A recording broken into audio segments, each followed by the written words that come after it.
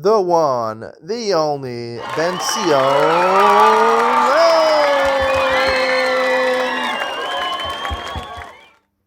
Welcome to Yeshiva YouTube, Iyun Talina, and today we continue Shulchan Aruch Yom Yisim Rishon and Dalet, or Chaim, Hilchos Shabbos. Today is really a continuation of yesterday, similar continuation. Yesterday we were talking about food in a pot, a pot of cholent or something like that. The Hilchos Shehiyah. Shehiyah we learned yesterday that under a lot of circumstances is really mutter. That's what really came out. As long as there's a lot of factors that can make it mutter. If you're using electric, it's okay. If you're using, even if you're using coals or you're using natural gas, if the dials or there's a blech on, it's okay. If you put a raw piece of meat, it's okay. Because we're not concerned, the principal concern we have is that you might come to raise the flame, raise the fire. If you raise the fire, so you violate a malach of havara and potentially a malach of bishul. Now, I mentioned yesterday that if you raise the flame, you violate havara. I'm not so sure that if you make a flame greater, you violate havara. Once the flame is going, right, it can cook. Even if you raise the flame, it cooks quicker. I don't know if that's considered a malacha of havara. Yesterday I said it was a malacha of havara. I'm not really 100% sure about this, but I wanted to talk today about bishul, right? When we said yesterday that if you violate shehiyah, if you do a b'shogeg, you're allowed to use the food on Shabbos. If you do it amazing, then you have to wait till after Shabbos, because there's a concept of Ma'aser Shabbos. Now, when we talked about yesterday, we were talking about a pot of food, of cholent or something like that. So, the case really where it's aser is even when it's reached Michael Main Drusai, right? When it's reached medium cooked, you want your cholent to cook more. Cholent is normally well cooked. You want it to cook more. Technically, when a food is cooked Michael Main Drusai, it's cooked medium. Here, the Shulchan Aruch says Michael Main Drusai is chatzi bishula. It's cooked medium, right? Well cooked is completely cooked, right? Medium to well done is basically 4/5 cooked. Is 3/4 cooked. Half cooked is chatzi bishula. 1/4 cooked is medium rare, and rare is not cooked at all. So those are the gedarim over here. So you cooked at medium, and that's what it's talking about. Lo nitzbashal kol tzarich, it talks about shehiyah. If it's Michael Minachai, it's edible. It's medium, normal. A lot of people would eat it like that. When I cook that food more, am I violating the malach of bishul midaraisa? Havara, I'm not so sure about. Havara, you raise the flame in the fire. Maybe if you stoke the coals, that's a malach of havara, because there wasn't fire in a coal, and now you're making that coal produce fire. But once there's a flame on the stove, you're not violating havara anymore by making the fire any bigger. What you are doing is something called bishul. Right, because even if it's nibashal kol sarko and it's mitzvah v'yafalo, even if it's fully cooked, and cooking it a little more will make it taste even better, that's a malacha. But is that bishul d'oraisa? The answer is no, it's not bishul d'oraisa.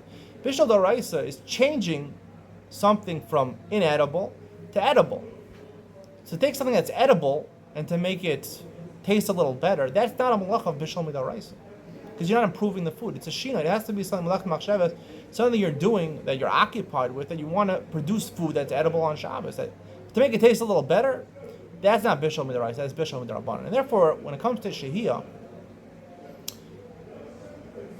as long as it was cooked Michael ben Drusai, and that's the case really we're talking about. If it's raw, it's mutter anyway, because you're going to wait till tomorrow. And if it's Michael ben Drusai, then it's asur mid'rabbanan, right, to let it to shehiyah.